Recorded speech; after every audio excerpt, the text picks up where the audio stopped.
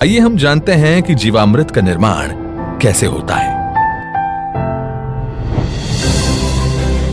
प्रयोगों से पता चला है कि 10 किलोग्राम गोबर के साथ गौमूत्र, गुड़ एवं 2 दले चीजों का आटा या बेसन आदि मिलाकर यदि उसका प्रयोग किया जाए तो चमत्कारिक परिणाम मिलते हैं, जिसका नाम रखा गया जीवामृत।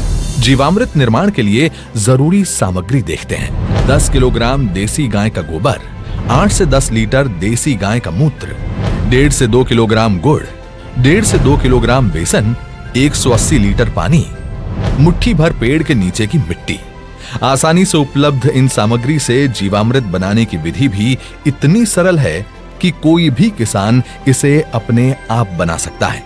इन सामग्री में से गुड़, बेसन एवं गोबर को पानी या तो गौमूत्र का उपयोग करके ठीक से मसल कर लिक्विड जैसा बना लें। अब इन सामग्रियों को एक ड्रम में डालकर उसे लकड़ी के एक डंडे से घोलना है। ठीक से घोलने के बाद जीवामृत बनने के लिए 2 से 3 दिन तक छाया में रख देना है।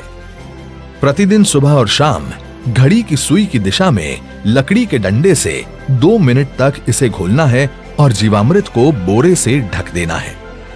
यह जीवामृत जब सिंचाई के साथ खेत में डाला जाता है तो भूमि में जीवाणुओं की संख्या अविश्वसनीय बढ़ जाती है और भूमि के रासायनिक व जैविक गुणों में वृद्धि होती है।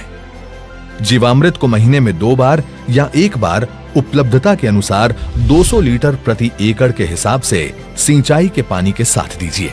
फलों के पेड़ों के पास दोपहर 12 बजे जो छाया पड़ती है, उस छाया के पास प्रति पेड़ 2 से 5 लीटर जीवामृत भूमि पर महीने में 1 बार या 2 बार गोलाकार में डालना है। इससे मिट्टी स्वस्थ बनती है और फसल भी उतनी ही बेहतर मिलती है। इससे किसान के मित्र माने जाने वाले केंचुओं की संख्या बढ़ती है। प्राकृतिक कृषि में गहरी जुताई की भी जरूरत नहीं होती है। इतना ही नहीं, प्राकृतिक कृषि भूमिगत जल को भी बढ़ाती है। इस प्रक्रिया से मुख्य फसलों के साथ सहयोगी फसलों को भी उगाया जा सकता है। घन जीवामृत जीवामृत का ही सूखा हुआ स्वरूप है, जिसे फसल बोने से पहले जमीन में मिलाया जाता है। धूप में सुखाए गए 200 किलोग्राम गोबर में ताजा बना 20 लीटर जीवामृत मिलाकर 2 दिन छाया में रखते हैं। इसे एक बार फिर धूप में सुखाकर तथा डंडे से पीसकर महीन बना दिया जाता है। यही घन जीवामृत है, जिसे 1 एकड़ के लिए प्रयोग कर सकते हैं। प्राकृतिक खेती का एक आवश्यक आदान बीजामृत है। बीजामृत जहां बीज को बीज जनित रोगों से बचाता है, वहीं इसकी अंकुरण क्षमता को अद्भुत रूप से बढ़ाता है। देसी गाय के 5 किलोग्राम गोबर, 5 लीटर गौमूत्र, 50 ग्राम बुझा हुआ चूना और थोड़ी सी मिट्टी को 20 लीटर पानी में मिलाकर बीजामृत बनता है। एक रात रखने के बाद इसमें 100 किलोग्राम बीज का संस्कार किया जाता है। इसके 1 दिन बाद संस्कारित बीज बुआई के लिए तैयार हो जाता है। आच्छादन प्राकृतिक खेती का एक महत्वपूर्ण नियम है। खेती वाली सारी भूमि को फसल अवशेष से या छोटी अवधि की अंतर फसलों से पूरा ढक दिया जाता है। आच्छादन भूमि में नमी बनाए रखता है तथा वातावरण से नमी को खींचकर खेती हेतु पानी की खपत को भी अद्भुत रूप से घटाता है। जीवाणुओं एवं केंचुओं की गतिविधियों को बढ़ाता है, खरपतवार को नियंत्रित करता है तथा अंत में विघटित होकर जमीन से कार्बन उत्सर्जन को रोककर भूमि के जैविक कार्बन क्षमता को बढ़ाता है।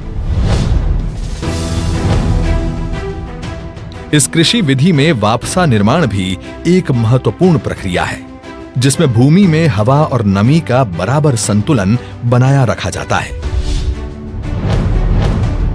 प्राकृतिक कृषि विधि केवल भूमि की उत्पादन क्षमता को ही नहीं बढ़ाती है, बल्कि ये कीट एवं बीमारियों के रोकथाम के लिए भी एक प्रभावी विकल्प देती है। फसलों पर कीट पतंगों की रोकथाम के लिए स्थानीय वनस्पति पर आधारित सस्ता तथा किसान के खेत में ही बनने वाला आदान है अग्नि अस्त्र। 5 किलोग्राम नीम या अन्य स्थानीय पौधा जिसे गाय नहीं खाती के पत्ते, 20 लीटर देसी गाय का मूत्र, 500 ग्राम तंबाकू पाउडर, 500 ग्राम हरी मिर्च, तथा 50 ग्राम लहसुन के पेस्ट को मिलाकर धीमी आंच में उबालकर 48 घंटे के लिए रखा जाता है। सुबह शाम 2-2 मिनट के लिए घोलें। इस घोल को 6 लीटर प्रति 200 लीटर पानी में मिलाकर 1 एकड़ में छिड़काव करते हैं। नीमास्त्र, ब्रह्मास्त्र, दशपर्णी अर्क इत्यादि भी कीट पतंगों की रोकथाम के लिए उपयोग में लाए जाते हैं। इसी तरह खट्टी लस्सी, कंडी, सौंठास्त्र इत्यादि प्रभावी रूप से विभिन्न बीमारियों के निवारण के लिए प्रयोग में लाए जाते हैं। प्राकृतिक कृषि से देश में नई ऊर्जा का संचार हो